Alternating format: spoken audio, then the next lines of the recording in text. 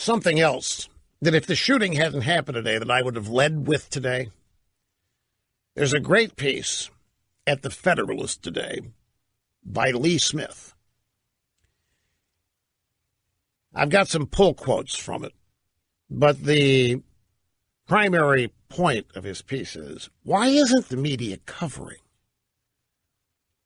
the exculpatory things that have been uncovered about the Steele dossier and Trump's supposed collusion with Russia? Why aren't they reporting it?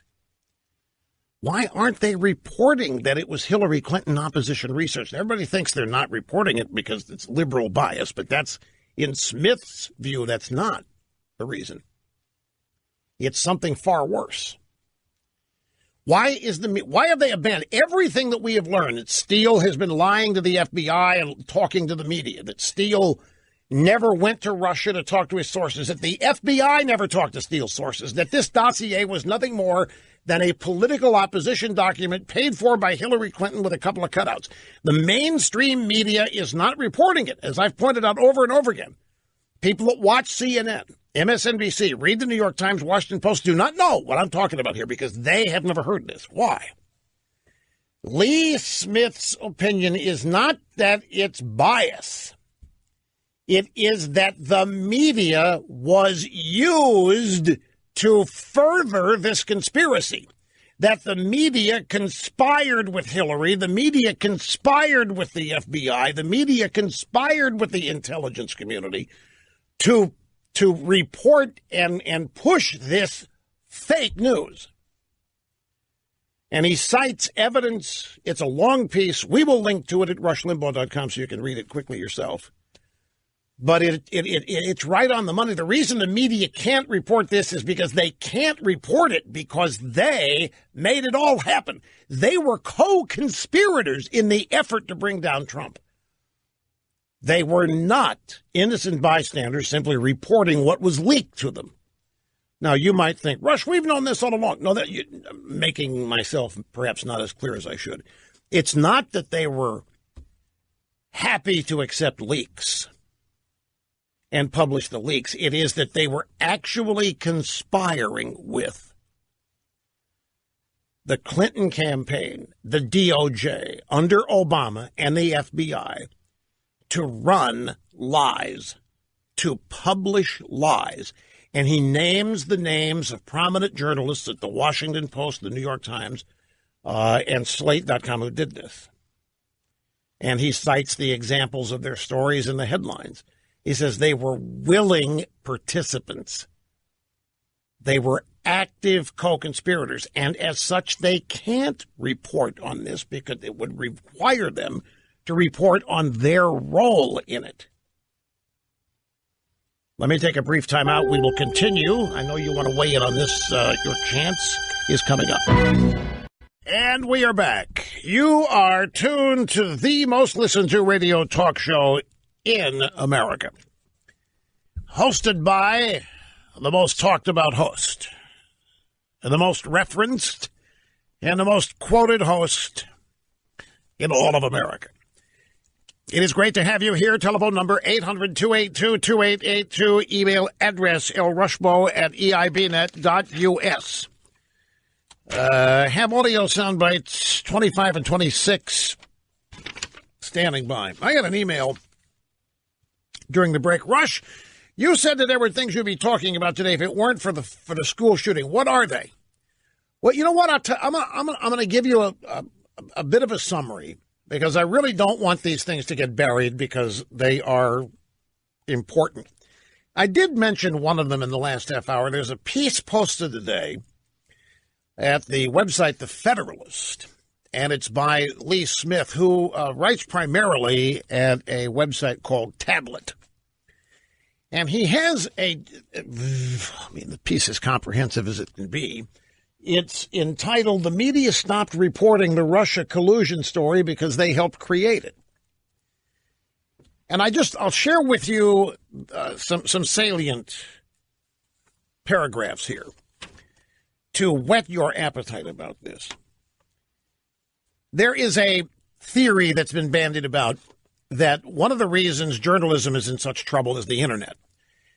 And the internet has led to the rise of a bunch of young, inexperienced journalists, bloggers, and so forth, who simply haven't lived long enough. They don't have enough life experience, historical experience, to bring a full-fledged context to any story, and that they have blown it up and have caused major problems in the image and perception of journalism at large.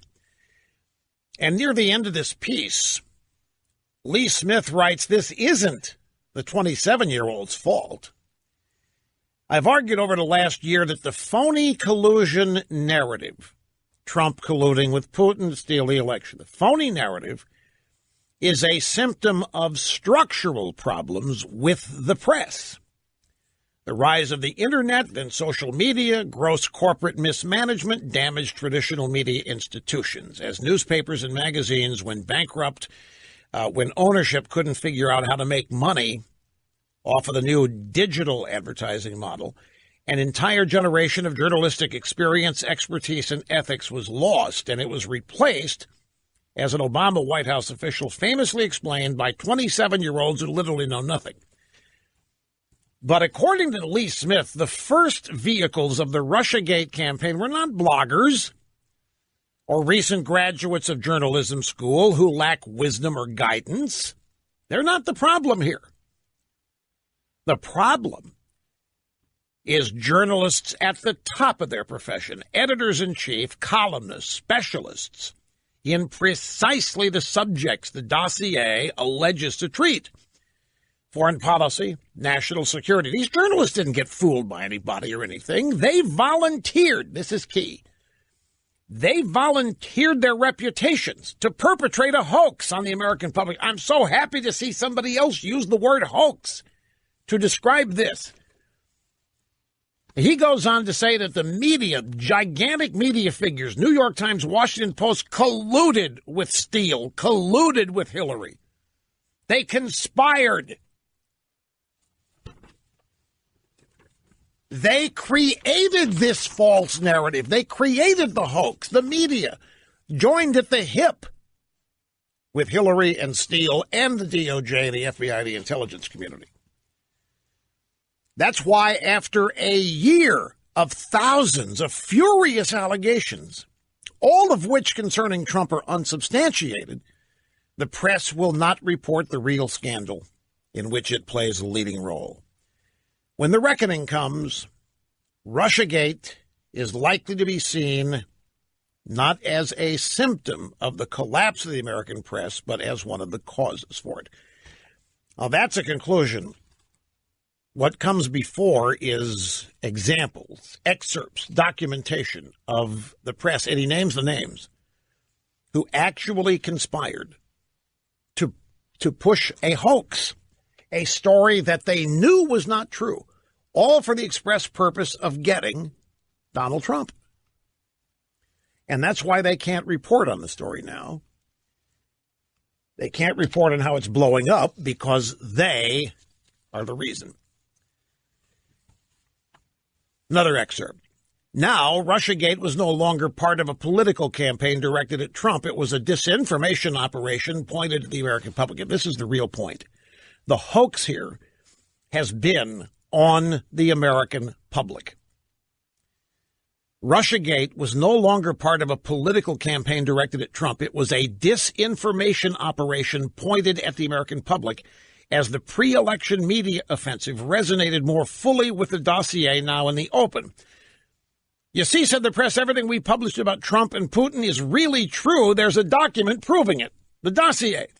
What the press corps neglected to add is that they had been reporting talking points from the same opposition research since before the election, and they were now showcasing evidence to prove it was all true. They were cycling BS. The reason the media will not report on the scandal now unfolding before the country is because the press is not because the press is partisan. It's because the press has played an active role in the Trump-Russia collusion story since its inception. It helped give birth to it. Now, you might say, Russia's no big deal. We all knew that. Yeah.